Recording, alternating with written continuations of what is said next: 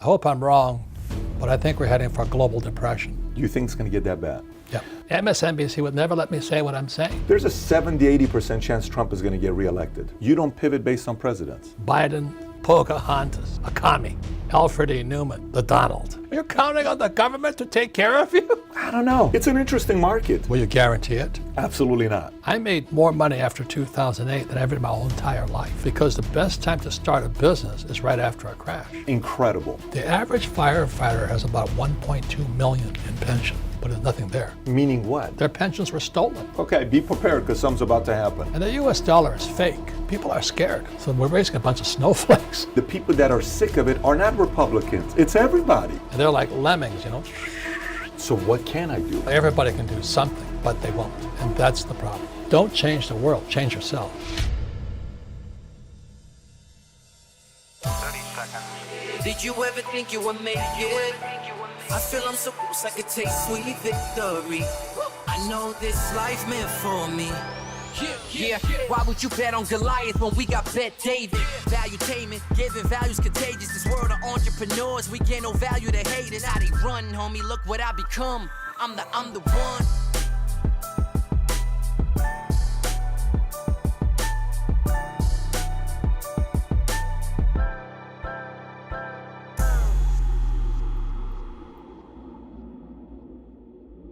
So I've read nearly 2,000 books in my life, but this book I read was the third book I read in my life, and it completely changed my views. By the way, this isn't the first time we're sitting down with my guest here today. The last time we sat down with him, I think Valuetainment had 1,200 subscribers, and we were barely getting started, and then it's led to what it is today, nearly 2 million subscribers. And while at that time, I think this had sold, I don't know, 25 million copies, I don't know what the number was, Rich Dad, Poor Dad has sold 41 million copies. I suggested to Robert, I said, maybe he's got to do a new book titled 50 Shades of a Rich Dad. Maybe it's got a whole different market.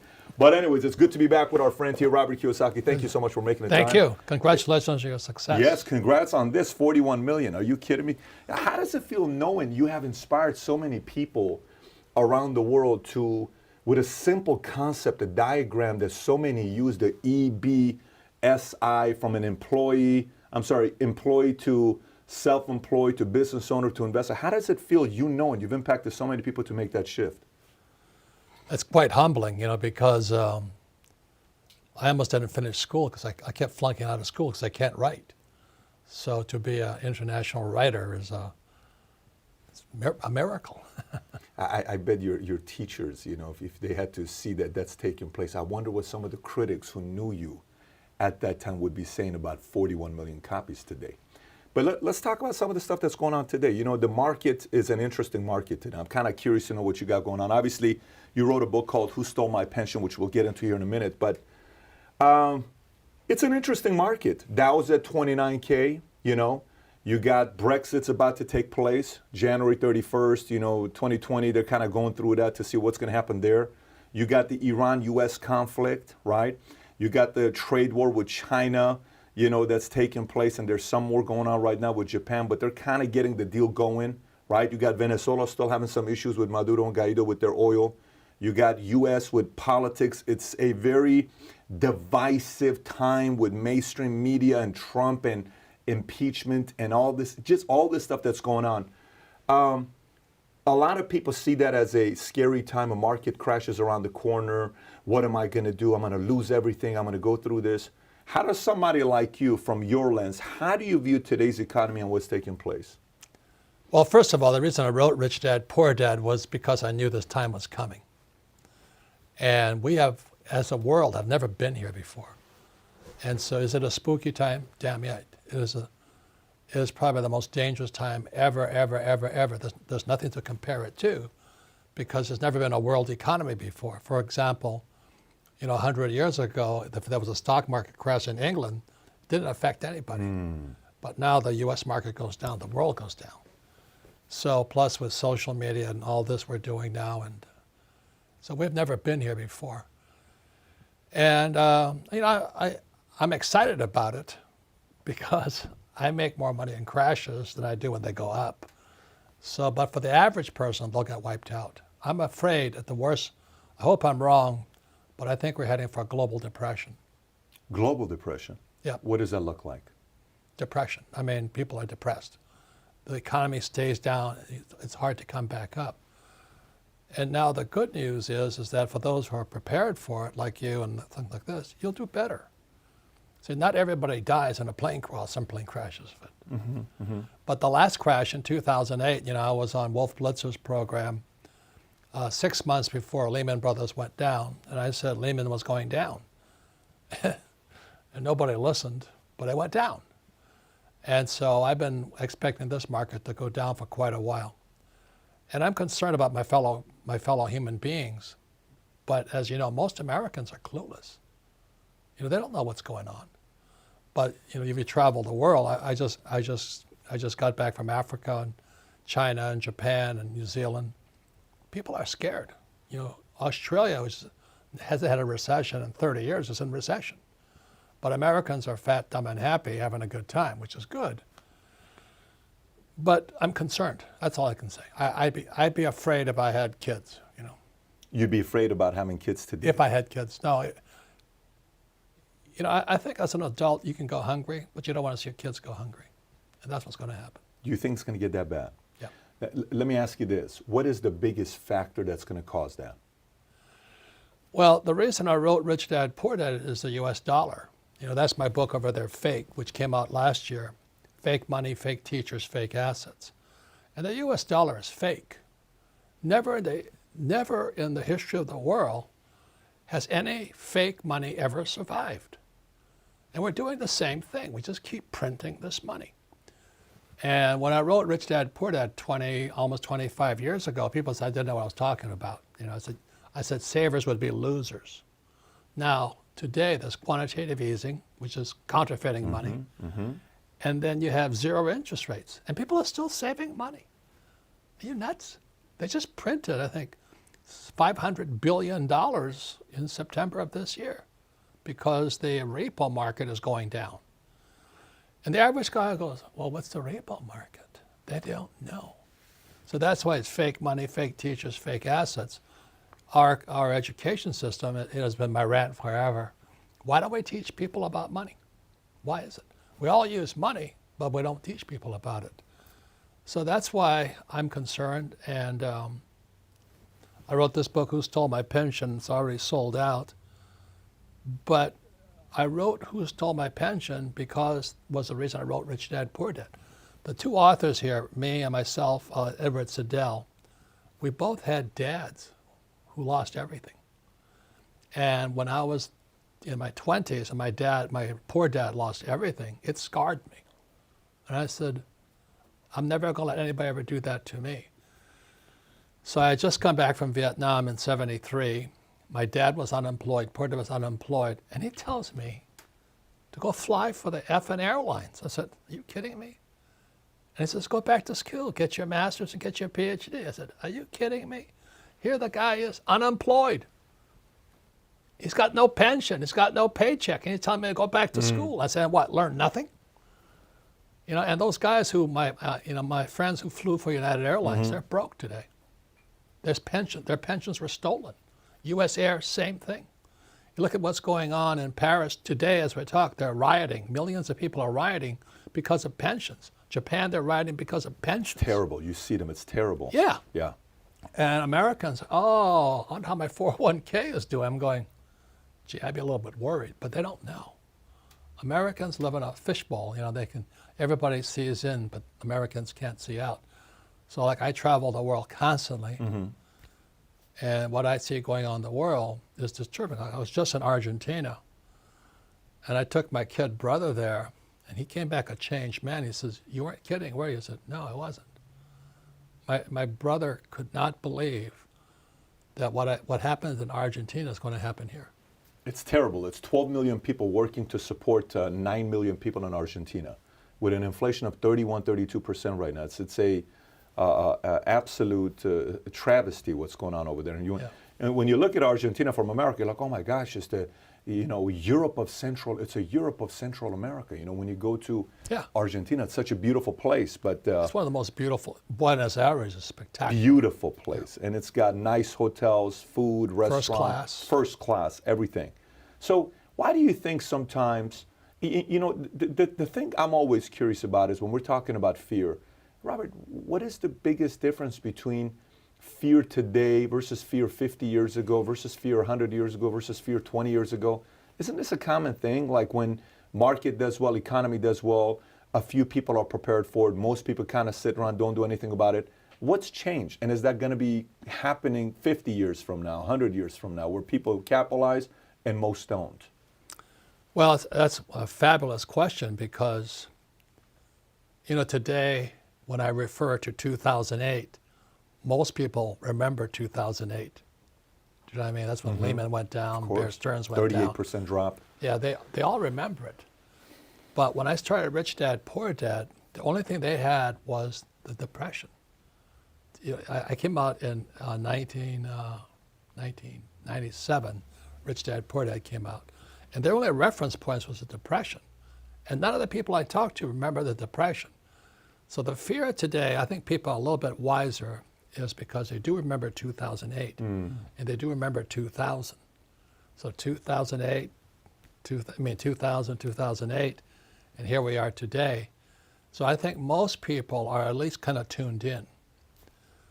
I hope it doesn't come down, but I'm afraid it will. That's what I have to say.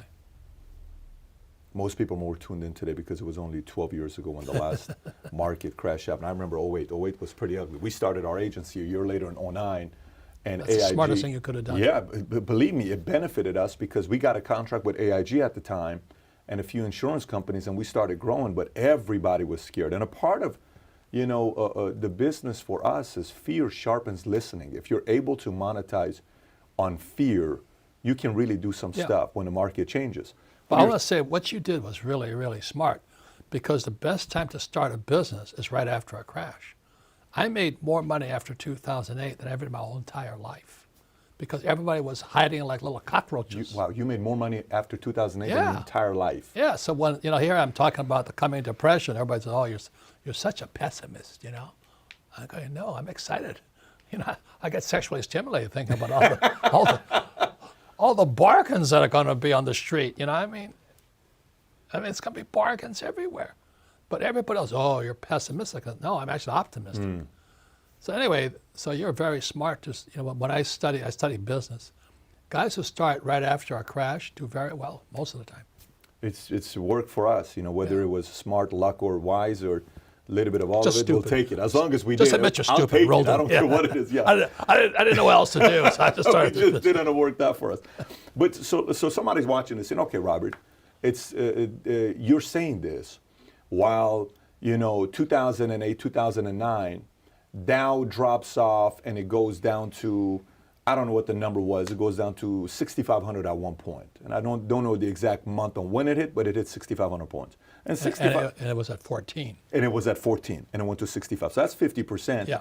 You could have bought Ford stock at that time, I think like 75 cents or $1, and all these other things that took place at the time. Everything was cheap to buy, right?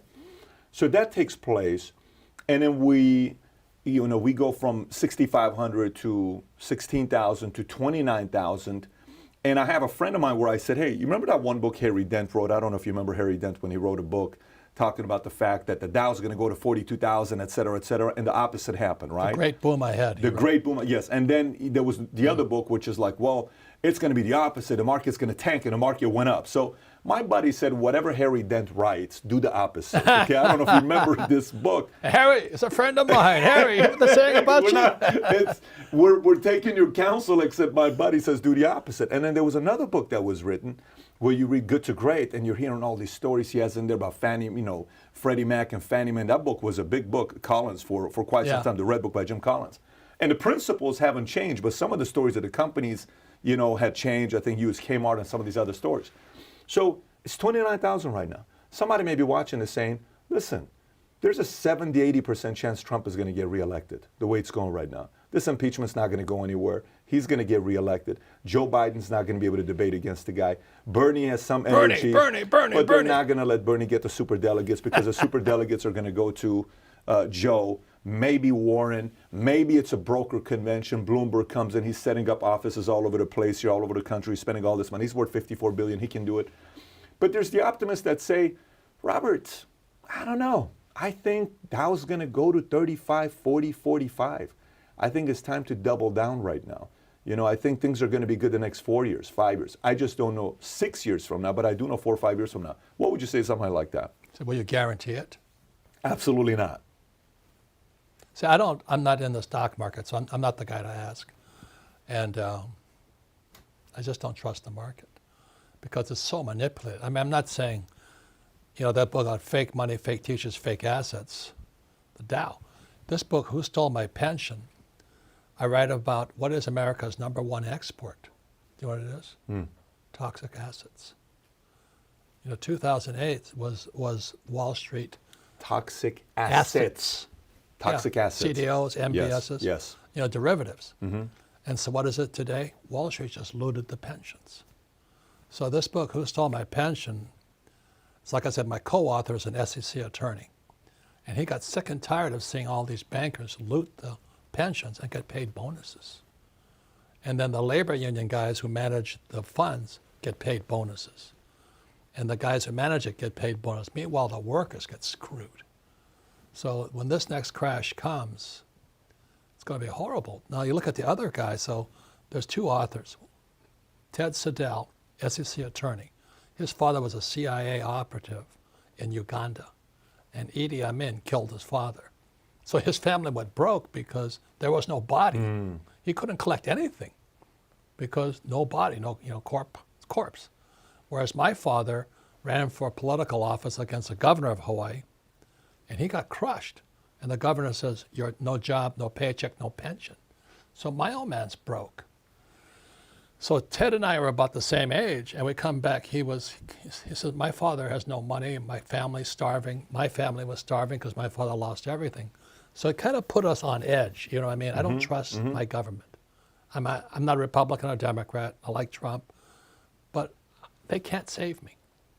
You know, Trump, Biden, Sanders. I mean, it's a cast of characters, right? You got the Donald on one side, and then you got Comrade Sanders, a commie, and then you got Pocahontas, and then you got Alfred E. Newman, Buttigieg.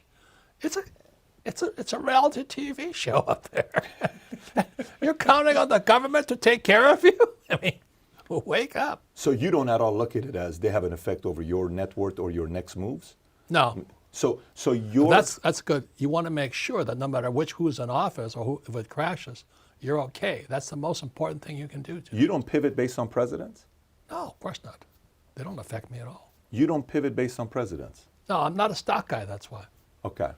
So I'm a real estate guy. So for you, it's... I own businesses.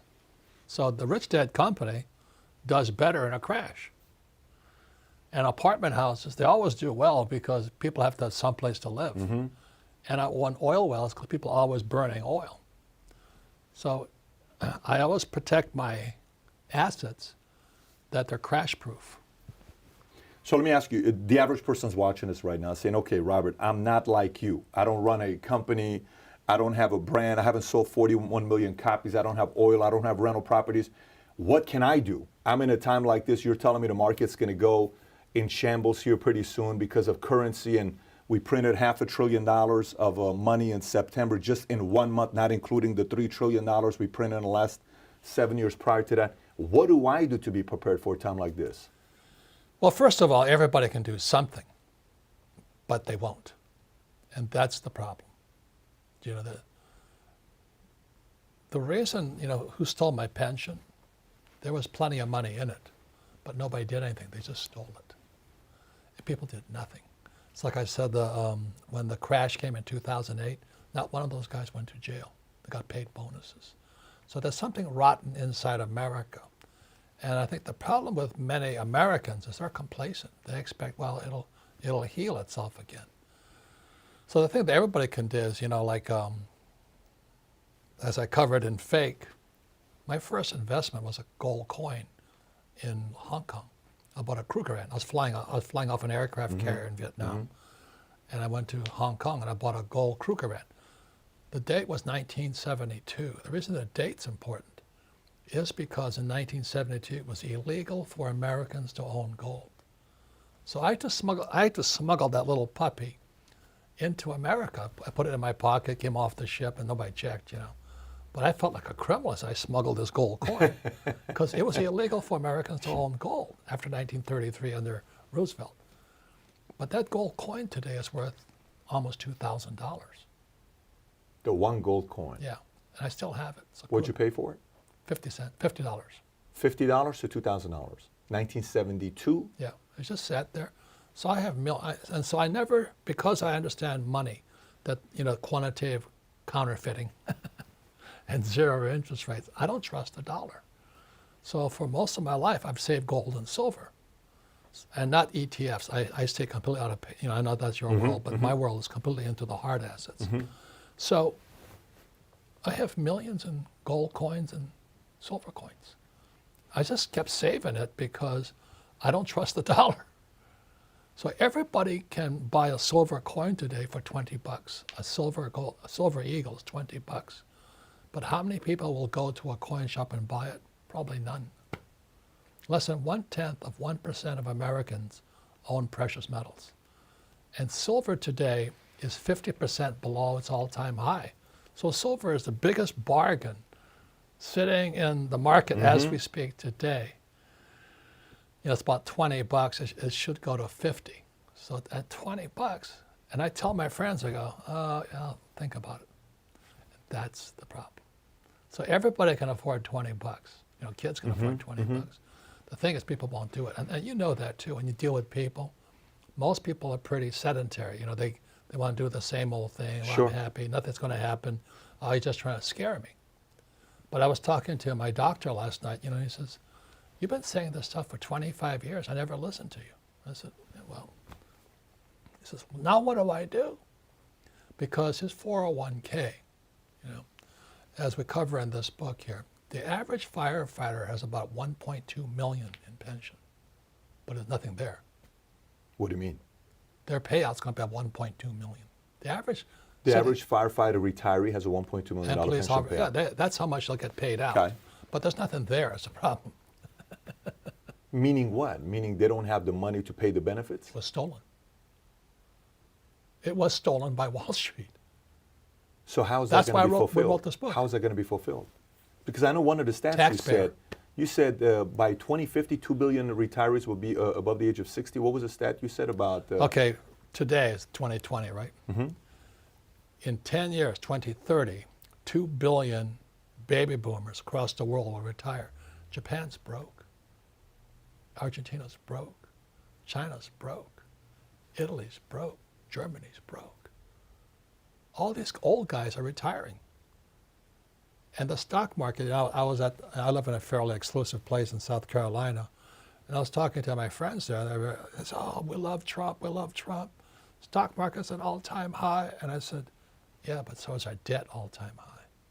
See, they watch the stock market, they don't watch the debt. And the repo market, the repurchase market, is one of the biggest markets in the world. And the Fed is bailing that one out now. So the average American is watching the stock market, but not what's really going on. So that's why I wrote Who Stole My Pension? So that means retirees, their kids, taxpayers will pay for the heist. So let me ask you this. So one is you said buy coins, whether it's But silver you or don't it's buy gold. gold coins. You don't buy gold coins to make money. You Long buy term. gold coins because the dollar is going to go down.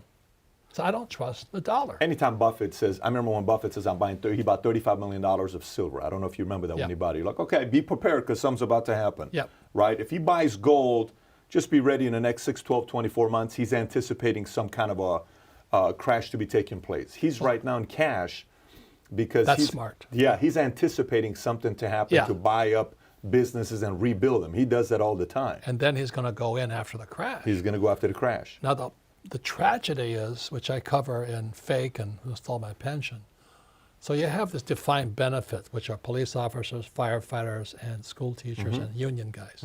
Like the UPS drivers, you know, they're pretty smart guys, those UPS drivers. They were getting a $5,000 a month pension. They gave my haircut down to $850 a month. From 5,000. Screwed them all. Now, this is every one of them, Robert, when you're saying this? From 5,000 to 850. Yeah. How can they do that? Well, look at my friends who are airline pilots. Lost everything. They stole the pensions. Nobody talks about it. U.S. Air, they stole the pensions. The Teamsters, they got stolen by Wall Street. And nobody knows about it. Are they not insured? Well, Are these pensions not insured? PBGC, right? Pension Benefit Guarantee. They're broke. The defined benefit, which is the DB pension plan, teachers, firefighters, school teachers. I don't have one. You probably don't have one. No. That was the industrial age pension plan, my father's pension plan. The PBGC was to back it up. Today, as we talk, if they had to bail out the defined benefit pension, it's anywhere from $9 trillion to $17 trillion shortfall. Look at CalPERS, California State Pension, $1 trillion underwater. CalPERS alone. And then now you got the 401k guy. The average 401k guy, at least a school teacher has $1.2 million. The average 401k guy has 65,000. By retirement. The average 401k guy has 65,000 Yeah. by retirement. And so when they, what the actuarials do, you know those guys, right? The guys that put the numbers together, they lump in the guy with 1% in with the guy that got nothing. And it comes out, every American's a millionaire. Because the upper 1%, they're so Of bloody course, rich. of course. They lift everybody else up. If they take the top 5% out, those Oh. numbers will be a whole different story. Yeah, Yeah, you can. You add those billionaires in there, it shows the numbers to be much better. yeah. It looks really good when you average it, But when you look at the case by case, so the average 401k guy is 65,000 to 100k when they retire. Now, that's just America. So remember, Paris is rioting right now because they're trying to cut their pensions. Japan's rioting, Hong Kong rioting, Argentina, Indonesia. The old guys like me are going to suck the system dry. So if anything's going to bring down the market, it's going to be pensions. Because I can't get, I wish I could get younger, but I can't. So these guys are getting older and older. Every day that goes by, we get closer to the edge. And they're like lemmings, So that's why my medical doctor, Yeah. says, I should have listened to you 10 Yeah. years ago. So, well, you still got time. Okay, so one is some kind of a precious metal, is one. Two, For money. for money as a form of investment, long term. No, it's not even an investment. It's an insurance policy because the dollar is going to go down. So you buy it and you resell it, or you buy it or you keep Just it? keep it. Okay, so long term, you buy it and you keep it and you Yeah. set it aside. I never sell. Okay, so you buy it and you keep it. Okay, so that's one. So what else can I do today? If I know these bad times are coming, I'm a regular guy, what else do I do to position myself better? Well, what a person does is what they can do. And since the average person has no financial education, they can't do much. So like, I can short the market. I'll make more money as it short's coming down. So I'm looking forward to it. But the average pensioner, they're handcuffed. They can't get out. If they take the money out, they're penalized 30%. They screwed them. They screwed everybody. That's Wall Street, the government, and all these guys. So what can I do? I'm one of them. What do I do? Does it go back to employee, self-employed, business owner, investor? Like, go find a business, go start a business, go reposition yourself career-wise? Is there a 1, 2, 3 step process on what I can do to be prepared for it? Well, the next book I'm writing with a guy named Jim Rickards. He wrote Currency Wars and all that. Next book I'm writing is called The Ravens. And Jim and I see eye to eye, definition of intelligence. He says, you should have gold and you should have silver. You should have museum quality artwork. I don't have any of that. Museum quality artwork. Yeah. And real estate. Income producing real estate. Like I have a friend in Panama. He has an avocado farm. He says, he's a Canadian. He says, I got out of Canada because Canada's in worse shape than America.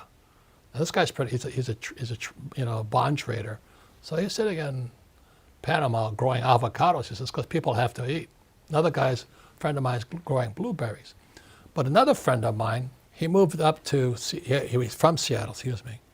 He had a big house. His kids all moved out. So he converted the kids' bedrooms into one-bedroom apartments. So he put a kitchen and he put a toilet inside his little bedrooms. And so he now rents out 4 bedrooms. He's making more money today than ever before because a lot of workers commute to Seattle. So they come in, they check in, they come in on Sunday night, they check out Friday afternoon. It's at a little house. He's making more money. So the point is, everybody can do something, but you got to figure out what you can do. Yeah, so to me, what I take away from what you just said right there is use your creativity to kind of position yourself in a way, whatever that could be. Just think outside the box and be creative. Don't short stocks if you've never shorted a stock, because you know how dangerous that is. 100%, because it could flip on you and then you're... You short and it goes up. Yeah, you're out. You're out, especially... Out of the I money. remember back in 01 when the margins, the 99, when the margin calls were coming up. I think there was even a movie named Margin Call 15 years ago. But how about industry-wise? So right now when you're looking as a lens, so don't look at yourself as who you are today. Let's go back to you're out of the Marines, okay? You're, I don't know, 32 years old, okay? You're 30 to 35 years old. You've just started a family, okay? You're just getting married. You're just about to have a kid. You don't have a lot of money to yourself. Maybe you got 20, 30, 40, 50 grand. You know, you got something going on. But you know this is coming. And you're watching this saying, okay, this makes sense to me. I buy into it. This time is coming. How do I pivot now with industries that I can look at that could be good ways to position myself for 5, 10, 15 years from now? Again, if this is Robert 30 to 35, how would you position yourself at that time? You don't have a lot of money. Well, you and I are educators, really. And there's something you should know about, technology. Look at all these cameras. Okay, it's called the Lindy effect. This Nassim Taleb wrote about it. He says anything that's been new in the last 20 years will be gone in 20 years. What's going to survive is old. So everybody thinks, well, technology is going to make it. What survives is old. So the reason gold and silver will survive is because it's old. Bitcoin may not survive because it's new. So I'm not telling you what to buy, I'm just telling you how to think. So Nassim Taleb has a book called Anti-Fragile, which is good. Excellent read. Oh, it's fantastic. He's a smart guy. Oh, yeah. But he writes about, how we have in school today, we're raising snowflakes. You have to have safe rooms. You can't trigger, you can't say anything, So we're raising a bunch of snowflakes. And he says the guy that's going to survive is somebody who's not fragile, anti-fragile. So what he says is this: whatever doesn't kill you will make you stronger. So he says when you go to the gym and you pump weights, you push 100 pounds, that means the next time you push, you might go 105. So bad times will make the strong stronger. And bad times will make the snowflakes weaker. So the thing is, as my Mexican friends would say, get some cojones, get some balls out there and get ready for whatever is coming. Don't run and hide and say, oh, Trump should have saved me or Bernie's going to save me. So the big thing is this anti-fragile is good, but another thing they should know is the bigger something gets, i.e. our banks, the more fragile. So the too big to fail companies are? More fragile. More fragile. More fragile. And the companies that will survive are like our companies because we're small. Nimble. Yeah. We make quick adjustments, quick moves. The bigger they are, the harder they fall, right? When Nassim Taleb, Anti-Fragile, Black Swan. Skin in the Game. Yeah, Skin in the Game. Great book, great thinker, So you're working for a big company like Google, you might be safe today, but you might be gone tomorrow. Whereas your little startup, you might have a better chance. I'm not saying what it is, but there's something everybody can do. Like I said, everybody can buy a $20 silver piece. Everybody can afford $20. But will they do it? No. They'll be at Starbucks sucking it down instead. So what would the 30 to 35-year-old Robert Kiyosaki do right now? What industry would you be looking at today to make your money? I'd be in this business. You would still be in this business? Education. Look at this. Content. Look at what we're doing. Wow. Look at what we're doing. I have several YouTube channels going out. I don't know what I'm doing, but I have young people doing it for me. So I'd be with technology. Now the cameras will be obsolete, but you can buy a new camera. Do you know what I mean? I wouldn't invest in the camera. I'd buy a camera, but I wouldn't invest in the company. You know what I mean? It's how you think about this right now.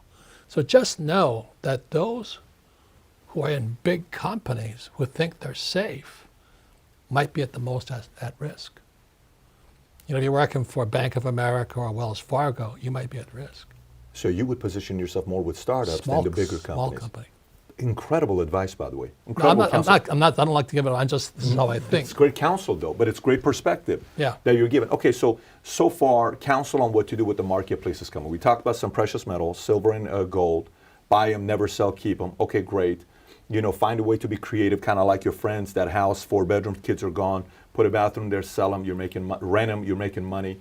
Then the next one is don't work for a big company. Work for more nimble, smaller companies, and maybe content creation, education. Use the platforms that we have, right?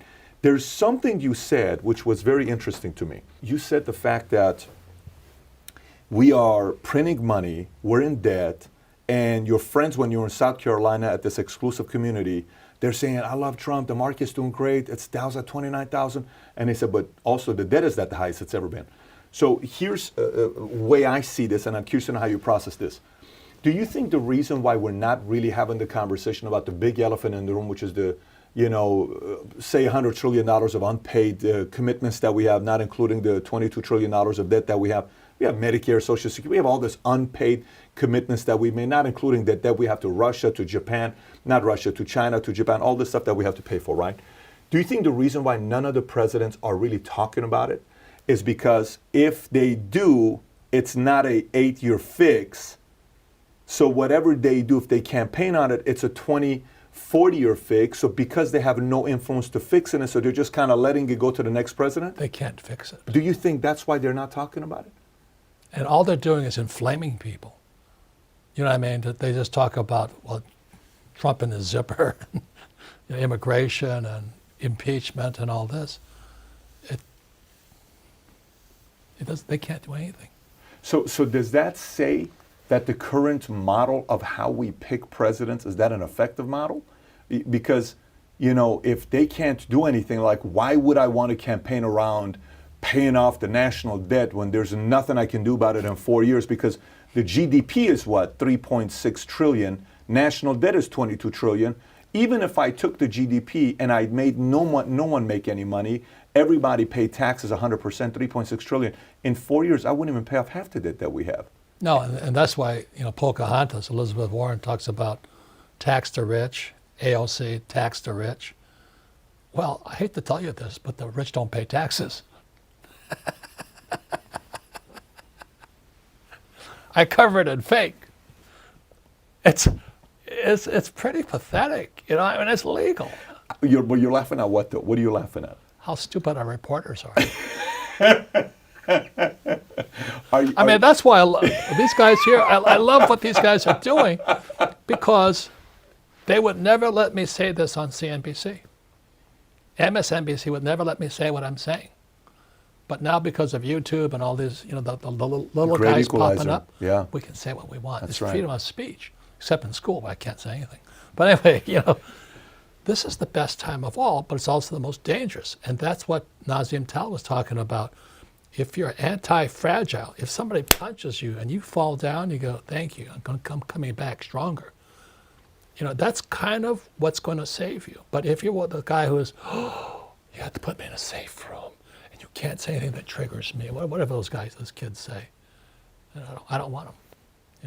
They're not going to make it. There's something happening though. There's something happening right now that's very weird. I don't know if you watched the Golden Globes. Is that what it is? The Golden Globes. Ricky, what's his last? Gervais. Did you watch Ricky Gervais's monologue at the Golden Globes? No. Oh my! It's 8 minutes. After this, with your wife, watch this 8-minute clip. I'll text it to you if you watch it. It is absolutely incredible, because what I notice happening with politics today is the snowflakes are giving birth to people who are so sick of it. And the people that are sick of it are not Republicans. It's everybody. It's like, because now the snowflakes are kind of offending Democrats. Republicans can't say this, you can't say that, you can't say this, comedian can't say that, comedian can't say that. And the comedians are like, leave me alone. I just want to tell a joke, right? And so I almost think today... Let me tell you a Rodney Dangerfield joke. Tell me. No, I could never tell it anymore. That guy was so funny. He was. They'd hang him today. They would, yeah, that would probably happen today. But you know, so today's comedians are like, listen, man, I feel like I'm handcuffed. Let me tell a damn joke. Yeah. But I think content creators are pissing off ABC, CNN, Fox, NBC, all those guys. I was just on a vacation with Steve Burke, NBC Universal. Mm-hmm. He says, we're in the spot right now. He's saying that? He's resigning next year. The biggest media company in America, he says, I told him about my little YouTube channel. He said, you guys are killing us. He said, you guys are killing us. Yeah. This is the NBC CEO saying, you guys are killing us. Yeah. Streaming and all this, they can't compete. They're spending money to lose money. And by the way, didn't they just start they're launching a streaming company, something like that? Yeah. NBC just announced it, right? Yeah. Yeah, and in end of spring. And by the way, Disney's streaming company after 2 months is already valued at $100 billion. It's all bullshit. It's all bullshit. It's valued at $100 billion already, based on what Business Insider and some of the experts are saying. So, you know, but going back to it with the debt, so you get elected today to president. First of all, say you're campaigning on debt, and your campaign is, we have to pay off this $22 trillion of debt, and you bring awareness to listen, no matter what we're talking about, this debt is coming. If you think you love your kids or your grandkids, here's what they're going to be facing. This is the situation they're going to be in. And I'm going to sit down and be like, oh my gosh. Okay, let me see what this presidential candidate, Robert Kiyosaki, has to say. Boom, you get elected, you win. You're president. What are you doing with the long-term debt to be able to pay that off, long-term? Resign. I don't see a way out. Robert, you're saying there's no way out with the debt. Do you see a way out? I don't see one. I'm curious to know what I don't know. The math doesn't make sense to me. That's why what Taleb is saying, Nazim, you want to get smaller right now. You don't want to get bigger. You know, it's almost like being a Navy SEAL. You want to get into a small team. Like at Rich Dad, we have a small team. We trust everybody. We know everybody. Been working together, most of us, 25 years. And we don't let anybody else in. It's a little tight little group. So small is bigger, not big is bigger. Small is bigger, yeah. not better, big. Better, excuse me. Small is better. Let me give one more thing that's going on, which because I like to study trends. Back in the Dark Ages, every little town had a church in Europe and Asia. They all had this little church, right? Everybody rallied around God or Jesus or Buddha, whoever they rallied around. Mm-hmm. Then during the Industrial Age, they rallied around like the war heroes, like the Marine Corps, the Marines raising the flag on Iwo Jima and Robert E. Lee and Ulysses S. Grant. So it went from agrarian age of religious to industrial age with valor or heroes. You know what it is in information age? The victim. We worship the victim. When they start, like they're tearing down Robert A. Lee statues. Mm-hmm. Now, I'm not for slavery, but why are they tearing that down? That was history. Everybody's a victim today. Everybody's a victim, So my friend, they say, well, we should give the blacks back their money. We should pay them for slavery. I said, good luck. Well, what about the American Indian? They got their land taken too. What about the Japanese? We got locked away in internment camps. So everybody now, you raise your hand, I'm a victim, everybody rallies around you. I'm not saying it's right to be a victim. It's not right to pick on people. But today, the people we are worshiping are victims. Look at when that Supreme Court justice was, the woman says, he raped me, but she couldn't remember that he raped her or something. Going, Kavanaugh? Huh? Kavanaugh? Yeah. I'm going, holy mackerel, the poor guy. She accuses him, but she can't remember. And everybody just jumps all over the guy. And I thought you were innocent until proven guilty, but today, if you say you said something mean, or did this, the whole world wants to jump on you because you created a victim. So what's going to bring America down is the victim mentality. And we're in the middle of it. That's Bernie Sanders, that's AOC, that's all of these guys who just, look at all the victims we got. Look at all the homeless. Look at all this. Look at the student loan debt. I'm going, yeah, look at it, but giving them all money is not going to solve the problem. How did we get here? What's that? How did we get here? I don't know. My standard pat answer is no financial education in schools. What do they teach you about money? So everybody knows in 1971, Nixon took the dollar off the gold standard. And what does that mean? Fake money. That's why I call it fake money, fake teachers, fake assets. As soon as they could print money, and any time throughout history, they printed money, the money disappeared. It went broke. Every country that printed money went broke. We're going broke. U.S. is going down. Japan is going down. Europe's going down. South America's going down. Mexico's in serious trouble. Look at Venezuela, the richest oil country in the world. They're going down. Zimbabwe going down. Because we're run by these kleptomaniacs or something. They're called politicians. Everybody's like, same as who stole my pension. The same guys that robbed the world are robbing their pensions. Highly educated elites. I went to Harvard, went to Yale, I went to MIT. I'm smarter than you, I know everything. Let me take your money. That's where we are today. They're all poor dads who think they're smart. You meet guys like that, right? They got their PhD, they think they're smarter than Jesus, you know. They make me nauseous. Yeah, feelings mutual. Yeah. They're all over the place in the financial industry, by the way. You see them everywhere. Yep. So your answer to the long-term debt, there's no solution. You don't think there's a solution? No, my solution is always the same. Pull back in. Create your own little fire team. I'm a Marine, you know. We just create a little fire team. I have my accountants, my attorneys, my bankers, I have my little team. Go smaller. Put your own team together. Well, I'm talking about country-wise. What's that? I'm talking as a country. I can't fix that. I can save myself. What if President Trump calls you to be as a counsel? How do we get rid of this debt? Would you say I can't be part of the advisor because I don't think there's a way? I still hunker down.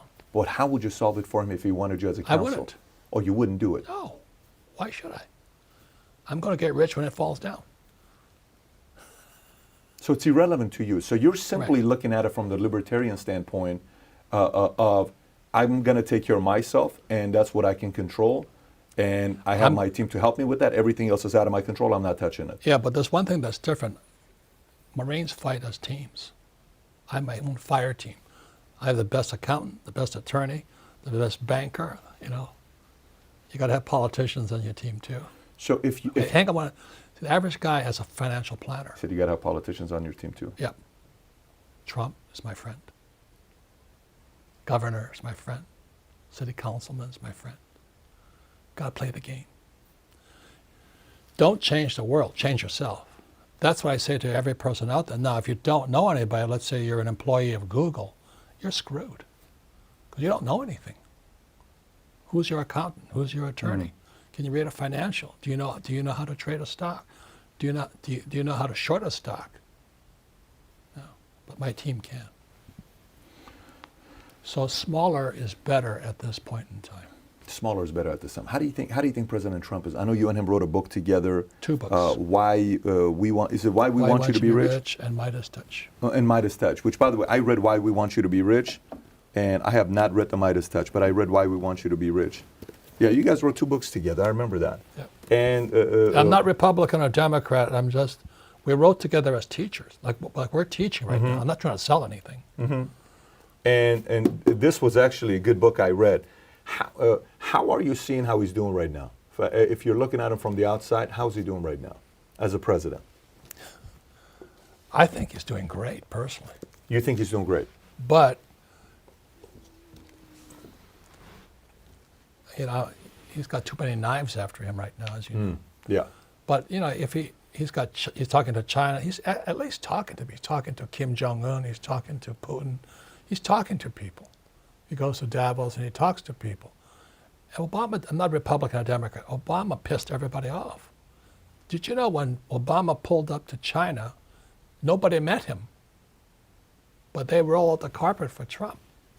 When Obama talked to Putin, they got into a fight. So you know, Trump is a kind of a dictator, he is. But you need a dictator to talk to a dictator. You don't need a nice guy to talk to a dictator. Obama's a nice guy. He's from Hawaii. I'm sure he's a nice guy, you know. But they laugh at him.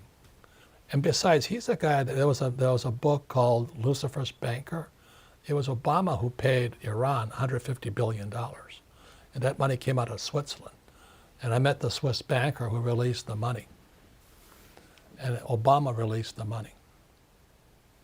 The 150 billion. It didn't do any good. No. So Hamas got it. They laugh at him. Do you know what I mean?